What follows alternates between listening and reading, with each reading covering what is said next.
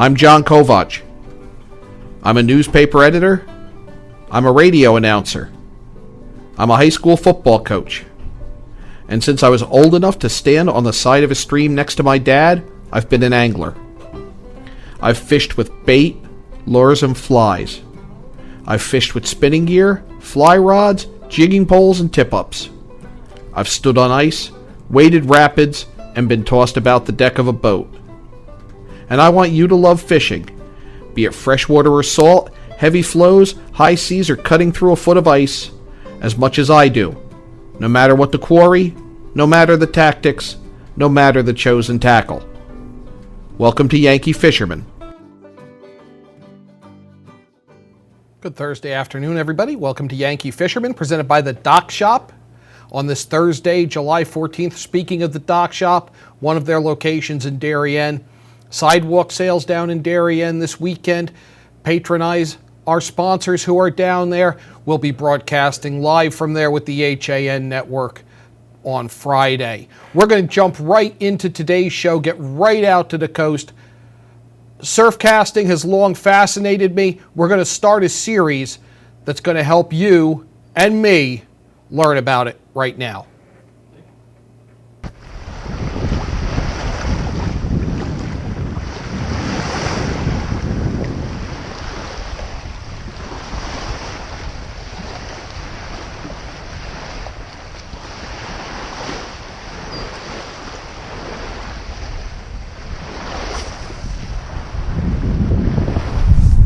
John Kovach, Yankee Fisherman. We are in Madison, Connecticut with Matt Lejeune. We met Matt through the Connecticut Surfcasters Association.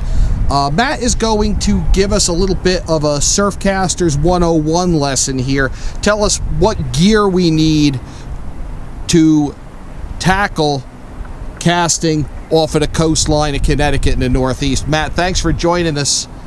Quite a bit of stuff here. Yes, there is. John, thanks for having me. Kind of wanted to do this talk for the club for a while, and because you get a lot of questions on various gear and what you need for the Surfcaster. A lot of it goes hand in hand with safety in the surf, and just being comfortable while we're fishing. And let's stress that right off the bat. You really can't scrimp on safety here. It's a bad place to get into trouble and get yourself into a place you can't get out of. That's right. So first thing is, this is a set of breathable waders. They're stocking foot waders. They're going to keep me dry and not very warm in the surf. So underneath this, I actually have a set of fleece liners on, because right now the temperature is about 50 degrees, 52 degrees in the Sound. And these are your standard breathable waders that you would wear to fish the Housatonic, the Saugatuck, anywhere you're going to wade. Yep. So whether I'm trout fishing in freshwater or out in the surf for striped bass and bluefish, this is basically what I'm going to wear. And in the winter months, I'll actually double up I'll layer underneath just to keep my core temperature up. And let's stress too, you mentioned you're wearing fleece liners underneath these. It's about 70 degrees and going up. It's a bright sunny May day here in Madison. That water temperature is still 50s? Yeah. So again, hypothermia is not a situation you're probably going to get into if you're dry. You might, if you spend a number of hours in the water, you'll feel yourself shivering, and your body will tell you that's the time to get out of the water. But yeah, basically I'll layer up. Even though it's nice and sunny out, it feels warm. It's always cooler on the coast. There's always wind, and the water temperature, like you said, is in the 50s still. Now, you're wearing stocking foot, so there's going to be a boot involved. Yep. What do you got there? So for my boots, these are both just standard wading boots, but they're felt bottoms, and they're called grip studs. They're installed in the bottom for traction on the rocks, and it's traction on most rocks. I would say there's really round ones that are kind of green in color that just seem to be the banana peels on the coastline. So I purposely leave this area blank of studs, and I'll step on those rocks with that because the felt seems to do the best job to maintain traction. Now, a lot of the freshwater guys got away from the felt with the discovery of Dynamo in the Farmington, the invasive algae species. There's a lot of warnings about making sure that your waders, your soles are clean. Some states have gone so far as to ban felt. Absolutely. Is that a concern in salt water, or can we still get away with a felt sole? Well, a lot of our spring fishing or coming out of the winter months in the spring is in the rivers because these fish winter over there and then they're exchanging with the salt water, and even the new arrivals are going to come up into the rivers. And so yes, that is a concern. I do switch over to rubber bottom boots. I'm pretty sure the Thames is infested with it. We've seen it in a number of the rivers. They just found it in the Farmington. So yeah, I don't wear these in the streams, in freshwater streams, especially in trout waters. I have another set of boots that's dedicated for that segment. Good practice to have. I try to do the same. Absolutely. So the next piece up the line is what I'm wearing right here. This is a wading belt. It's not a surf casting belt. You don't put your gear on it or anything like that. This is a wading belt, and it's meant to cinch down on your waist so that if you do fall in, you're only taking it in a minimum amount of water up here, and it will trickle down. You'll feel it as you're getting out, but it's not as much as you would if you weren't wearing this piece of equipment. Back in the early days of waders, they didn't have those. The concern was that you ended up filling them with water and you were essentially an anchor at that point. Right. So to go along with that, most surf casters, when they're wading in the surf, are wearing a dry top that has gasket system. This is a Guy Cotton dry top. It's kind of been the standard for years, and it's not a full seal, but it's a pretty strong seal. When you wear this is a neoprene gasket down here, and it cinches down using Velcro. So this will actually close in on your waist size. So you can pull that to as tight as you want and lock it in with the Velcro, and the Velcro you're not going to have to fight with a zipper. That way you're not having that water creep up underneath the waders, and it's also keeping an air seal. That air will actually keep the water from intruding. So if you do fall in, you'll actually be dry. If you cinch this down tight and you did it the right way, you could actually swim and not take on water. So that it has wrist gaskets and a neck gasket. This model has a nice utility pocket on the front. They do make a heavier model of this, and there's some other companies that have similar ones. And kayak tops are quite similar as well. So you could get one that you could use, say, if you were into kayak fishing and surf casting, you could suffice with one of those. This would do the same thing. You could use this in a boat too if you wanted to really stay dry. And if you're going to really stay dry, what else have we got here? Well, when it's colder out and I'm not wading as deep, like let's say the fall or even this early season, we've had some nights drop into the 40s, maybe upper 30s.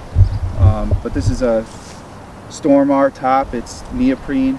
I think it's 2.5 millimeters. It's fleece line. This sheds water. So it's waterproof from rain. It's got a hood built in, which is nice. And then what I really like is these big, beefy PVC zippers. We're in the salt, so guess what? There's rust and oxidation, and it affects every piece of gear we own. So this is nice because it's so big. Even if you get pieces of sand in there, that zipper will still go over it, and it's not going to rust and lock up on you and fall apart. So this is nice for those cold nights. And then, for the most part, honestly, I'm using this because I'm not wading try not to wade deep or try not to get myself into too dangerous of a situation. But this is just a rain jacket. It's made by Gauge. It's got the same bigger PVC zipper on it. It's got a couple mesh pockets so they drain. It's got wrist gaskets, so if I reach in the water and land a fish, my undergarments aren't getting wet. So really we're trying to seal any potential opening, the waist, the wrist, the neck. Right. The more we can seal those, the better we're going to be if we're in the water. Absolutely. So at that point, with this one, I really am only relying on the wader belt. I'm not relying on a secondary system like the Surf Top has to really seal myself out. But again, like I said, I'm trying to not get into situations where I might put myself in danger. And then if it's really cold, I suppose you could totally go head to toe? Well, I layer. I'll use this underneath this, or I'll put that underneath this. So it's really about layering. Maybe I'll ditch my cap for a winter cap, something that's fleece or neoprene. And so yeah, I guess that takes care of wading safety and what we have for gear. I do wear gloves. I definitely wear gloves on every single outing. A lot of people say, oh, you want to get the bass rash on your thumb and all that, but really I can grab onto rocks. I can cast as hard as I want. It's not going to split my finger open, so I don't have to waste time taping it every time, or if I lost the tape or rolled out of the truck or something. These are $5 at Home Depot. They actually they'll grip one eel before you can't put another eel on. But waterproof? They're not waterproof. They do take the sting out. It's just enough layer and wind protection to keep your hands a little bit warmer. And what's nice is they're real thin. It's enough dexterity to still tie a knot at night. And I'm not pulling this off and trying to find a place to put them. I can still retie if I need to. And anything else for clothing, layers? If I am going to layer, I would stay away from cotton. I would use like a dry wicking fabric. Under Armour fabrics are nice. And any of those dry fit, the same tops that the surfers wear. They're nice, they're form-fitting, it helps you get in and out of your gear. And that actually transfers nicely into the wetsuiting. So a portion of my year is only waders because it's drier, it's warmer, it's easier to get in and out of. But a good portion of my year is in the wetsuit. And really, if you had to take both situations where you're fishing in waders and then you put a wetsuit on, you're now safer. I think you're safer in terms of hypothermia. I think you're safer in terms of falling in and getting into trouble. It's buoyant, which could be a good or bad thing. Sometimes you want the extra weight in a current. It might push you off something that you'd be fine in waders. So it's definitely a consideration when you're getting into wetsuiting, is to take your time and get comfortable with how the suit reacts with the water, and just build yourself a basic knowledge of where you've usually fished in waders and how it's different in the wetsuit. And when will you make that transition to wearing the wetsuit? Is there a time of year, or? Sometimes it's temperature, sometimes it's time of year and where I want to fish. Right now I'm still concentrating on the river systems, so I'm not really looking to take this out quite yet. And how are those sized? Is it your standard small, medium, large, extra large, double X? Or? Yeah, they have large talls and everything. So if you're going to go try to get a wetsuit, don't just order one online based on the measurements. Your best bet is to go to a store, a dive shop, and get fitted for these, or a surf shop and get fitted for these. What is nice right now is the wetsuits do have newer materials that are just super flexible. I mean, this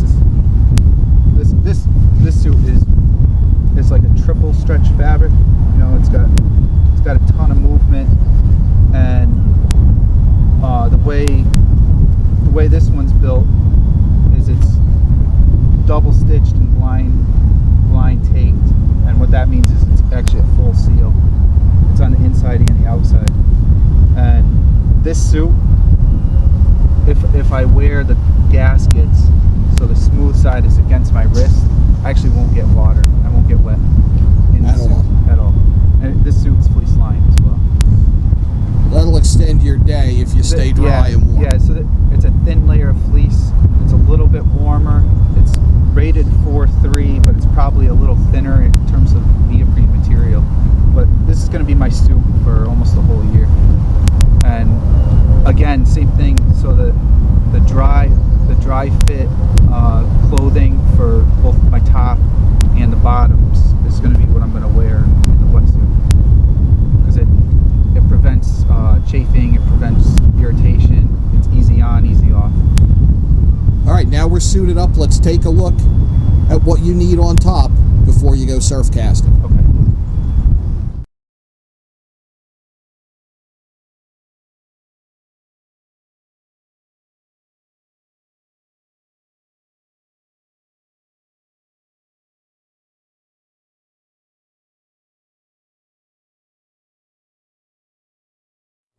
We want to thank Matt Lejeune for the beginning of our lesson in surf casting. Mention when we come back, we'll talk more. That'll be next week. We're going to pick up with part 2. We've got a lot more to cover, and we're going to do so with Matt Lejeune, that on coming episodes of Yankee Fisherman. Today, when we come back, we're going to talk about anglers working together with conservationists. That's when we return to Yankee Fisherman, presented by the Dock Shop. Warm weather, light breezes, boats are in the water. There's no better place to celebrate summer than the Dock Shop. Whether in Darien at 51 Tokenique Road or Westport at 609 Riverside Avenue, the Dock Shop is where you'll find everything you need to kick off summer. From the latest summer apparel to the newest fishing tackle, the Dock Shop will help you get the most out of your next beach day or harbor cruise. At the Dock Shop, you'll find a wonderful selection of items made in the USA and right here in New England, all with a distinct nautical flair. Boater, beach bum, fisherman, or simply love the coastal lifestyle, this is a unique place to shop. DockShop.com. Walter Stewart's Market in New Canaan is your time-saving local shopping destination for the best of spring. Find many of your favorite products, from great specials on everyday items to the freshest organic produce, artisanal cheeses, and grass-fed steaks. Drop off your knives to be sharpened, grab a beautiful bouquet of spring flowers, and stop in next door for a wine tasting. Plus, their personable staff is always ready to lend a helping hand. So stop in to Walter Stewart's Market, 229 Elm Street today, or shop online at stewartsmarket.com. Mosquitoes, ticks, gone. Guaranteed. That's what Mosquito Squad guarantees as America's most trusted mosquito and tick control company. Locally owned and operated, over 90,000 homes have been protected by Mosquito Squad using their dual protection method for season-long protection, which includes barrier spray service for eliminating mosquitoes and adult ticks, as well as supplemental programs to increase tick control. They use only USDA organic options, which are safe and non-toxic. Contact them today at www.squadctny.com or 203-893-4309. Mosquito Squad. No bugs, no bites, no kidding. You're watching the HAN Network, and you're not alone. Nearly 1 million people have watched our live sports, news, and entertainment programming since the network launched in August 2015. Advertise on the network that reaches Fairfield County, Connecticut's most engaged audience. Contact Advertising Director Jessica Murrin at 203-273-7312 or email jessica@han.network. Welcome back to Yankee Fisherman, presented by the Dock Shop on the HAN Network. Again, thanks to Matt Lejeune. That's just the beginning of his surf casting 101 lessons that he's going to share with us in the coming weeks. For now, we're going to step back to the Trout Unlimited Northeast Regional held recently up in Mount Sunapee, New Hampshire. A lot of conservation talk there and a lot of learning the people who might not traditionally join what's viewed as a fishing club are sharing the mission and help and pitch in. Let's catch up with Stefan Jackson and Jeff Yates from Trout Unlimited.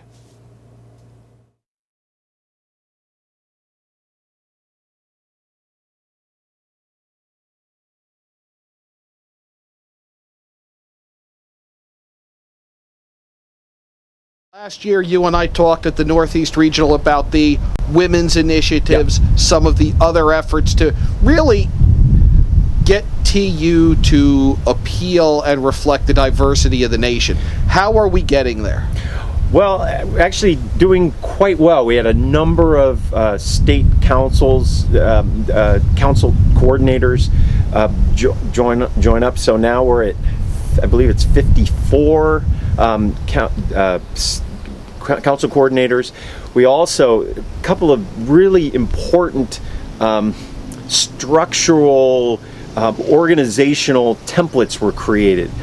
One was a best practices document. That's what it's called. And if you go to tu.org/women for women leaders, you'll be able to see this document. But it's just it's best practices, and what it does is it divides the positions in the TU leadership hierarchy, if you will, into sections. So there's the national leadership, the NLC work group chair's position. There's what they've created for themselves, if you will, is a position of regional ambassador. So that's a person who then hears from a set of state coordinators, so the council coordinators, and then there is a council coordinator's position, and then there's also, of course, a chapter coordinator's position. And they changed the position from chair because it's really a coordination effort, more that sort of that language mattered in the sense of the role. And then underneath each one of those descriptions, those titles, is are the like 4 or 5 essential tasks to that. So it's very simple for someone. What we found for a lot of initiatives, it's like, what are the things I have to do? There's a lot of this is the end goal. Have at it. Exactly, and there's a huge amount of information in the tackle box and elsewhere. How do you know what do you get down to the basics? And so for some consistency across the organization, these sort of 4 or 5 key roles were defined by the Women's Initiative for each one of these titles, each one of these positions. And then in addition, an overall, and this is the sort of the second piece of this, an overall job description, if you will, was also created that references back to this best practices document. So this has been an amazing template structure that also proving the power of diversity in the organization. This template we're finding when we're doing workshops on it. We started doing workshops on it last year. It was just we're still developing it, but we began the workshops last year. Now that it's complete, thankfully it'll always be a slight work in progress. But what we're finding is that as people hear about it now in its most complete phase, is that they're saying, I could use that for my communications initiative coordinator positions. That it has applicability, and this is this whole idea of the essence of diversity. It's not about numbers. People get hooked into that we're doing this. We just want more women. We just want more people of color. We want more youth. And it's just more. It's yes, we want that, but not for the numbers. We want it for the different way of thinking, the resilience and adaptability that the organization needs to solve problems. And this was something that other parts of the organization had been asking for. In some cases, they couldn't really articulate what they were asking for. They'd say, I really wish we had something that kind of told us what to do in the basic role. But this group of women sat down and really hammered this thing out. And so it's a great model of the benefits of diversity, while it's also being applied to to practical matters. And we're looking for diverse skill sets, diverse interests. That's it. And it really came out during this weekend at the Northeast Regional, where one of the big points was you've got to do more to attract people who are interested in conservation and may not be anglers. And I heard that over and over again. Absolutely, yes. We are all cold water fisheries conservationists first. Is such an easy way to say this. We absolutely are all that, right? That's the entirety of the organization. Underneath that, the vast majority of us are fly anglers.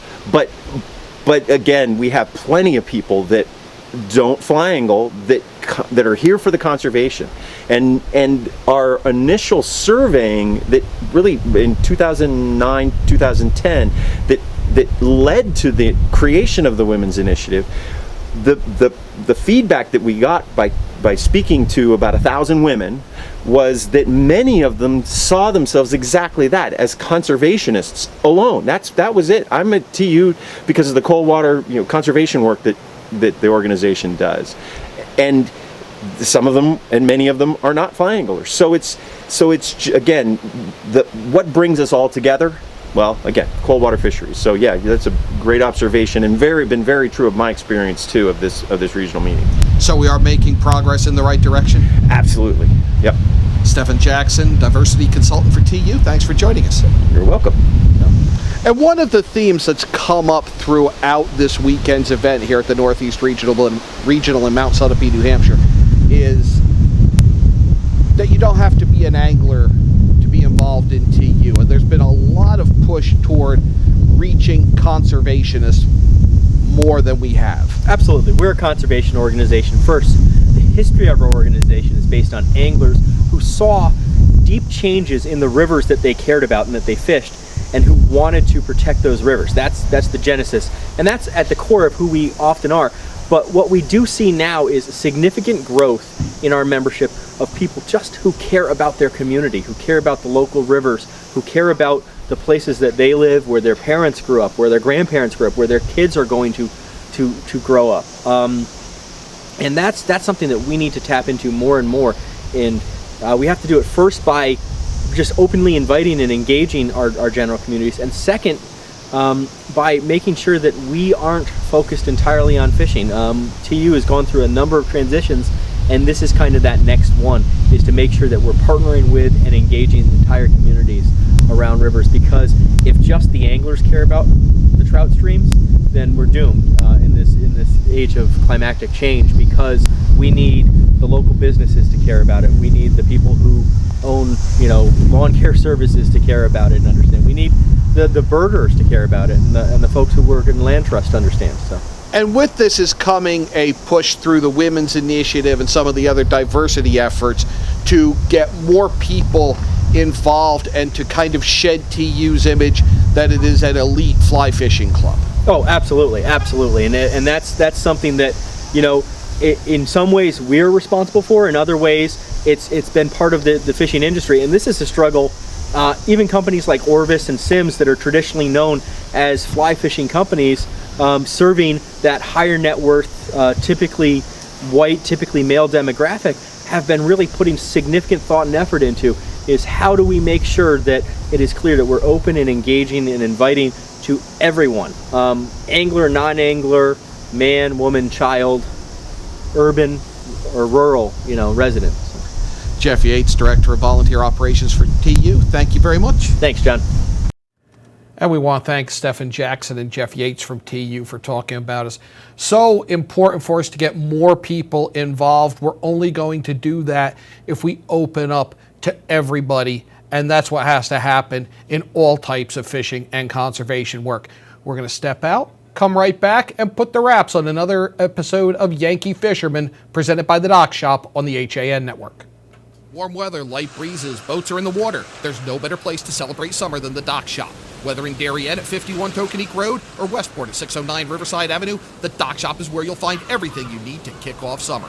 From the latest summer apparel to the newest fishing tackle, the Dock Shop will help you get the most out of your next beach day or harbor cruise. At the Dock Shop, you'll find a wonderful selection of items made in the USA and right here in New England, all with a distinct nautical flair.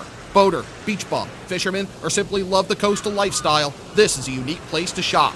DockShop.com.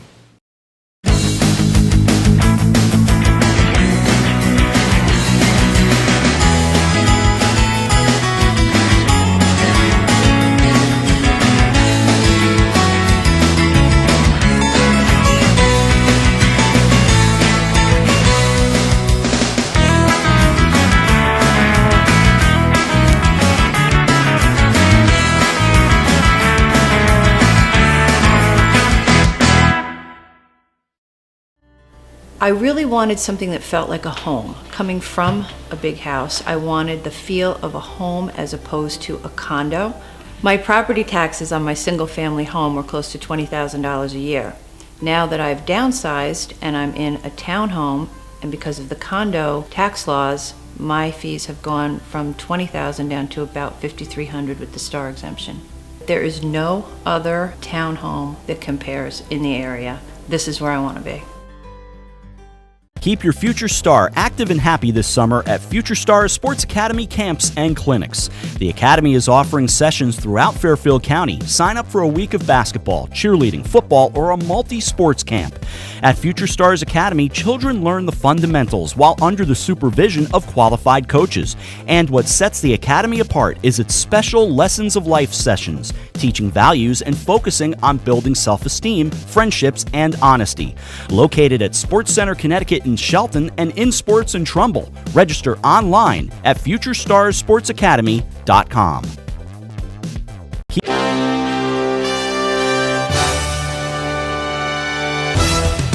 Give your day a jumpstart with the latest news, sports, weather, and more on Coffee Break, live on the HAN Network, weekdays at 11 a.m. Connecticut news doesn't get any more local than on Coffee Break. Welcome back to Yankee Fisherman, presented by the Dock Shop on the HAN Network this Thursday, July 14th. Couple of things coming up this weekend. Up in Massachusetts, the Millers River is so low that the Millers River Association is working with Trout Unlimited and other organizations on a cleanup. That is going to be Saturday, July 16th, 9 a.m. to 1 p.m. They're going to remove tires, shopping carts, bicycles, whatever they find in the Millers River. They are meeting at Allen Rich Park. That's in downtown Athol, Massachusetts. And you can find contact info on that and more information at the Deerfield Fly Shop Facebook page. Going to be up in Deerfield in a couple of weeks there. Reminder from last week, Big Doug's Memorial Saltwater Shootout. That's going to benefit the Shoreline Soup Kitchens and Pantries. That is the 16th and 17th out of the Oak Leaf Marina in Old Saybrook. Good luck to that. Doug Thurston's going to do a great job. That's in memory of his father. And the Three Bells Outfitters Trifecta Challenge Kayak Tournament. That starts tomorrow, Friday, July 15th. It runs through Sunday, July 24th. You can find information on that at threebellsoutfitters.com. We plan to be Saturday up on Lake Lillonona, where the CT Bass Nation is going to have a high school tournament, so we'll be having another segment on those kids and the great things they're doing with competitive angling on next week's Yankee Fisherman. We will also have part 2 of Matt Lejeune's surf casting lessons. Get out, have some fun, get fishing, tight lines.